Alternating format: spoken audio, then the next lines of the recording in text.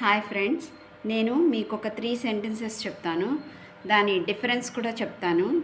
మీకు తెలిస్తే ఇగ్నోర్ చేయండి, తెలియకపోతే వినండి. First sentence, I used to wake up early. Used to వచ్చి V1 వస్తుంది.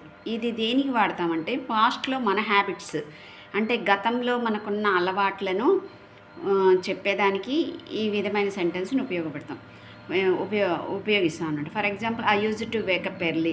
I use to play cricket. ఒకప్పుడు నేను క్రికెట్ ఆడేవాడిని. I use to go wake up early. I use to sleep quickly.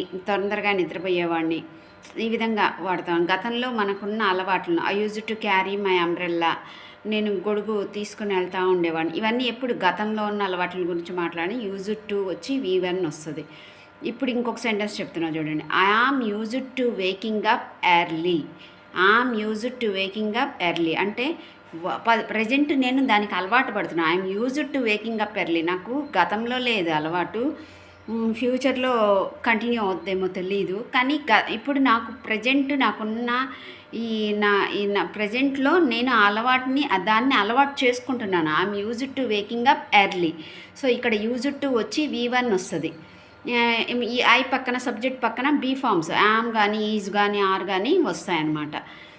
Next third one వచ్చి get used. Present టెన్స్లో ఉపయోగిస్తాం. Past టెన్స్లో అయితే got used ఉపయోగిస్తాం. దీని సెంటెన్స్ చెప్పి మీకు ఎక్స్ప్లెయిన్ చేస్తాను. I got used to going to office on foot. I got used to going to office on foot. నేను ఆఫీస్కి ఇలా కాలినడకన వెళ్ళడానికి అలవాటు పడ్డాను.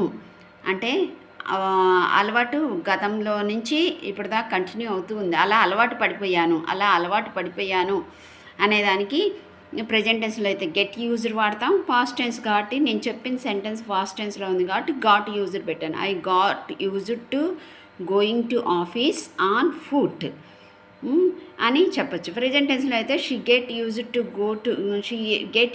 To going to office on foot. ఆమె ప్రజెంట్లో కూడా కాలినడకన వెళ్ళడానికి అలవాటు పడుతుంది అని. అంటే అప్పుడు అలవాటు పడ్డాను అంటే ఆల్రెడీ అలవాటు అయిపోయింది నాకు అని. సో ఇది అనమాట చిన్న డిఫరెన్సు. సో ఈ 3 సెంటెన్సెస్ డిఫరెన్స్ తీసుకోండి, ఉపయోగించండి. Thank you friends, bye.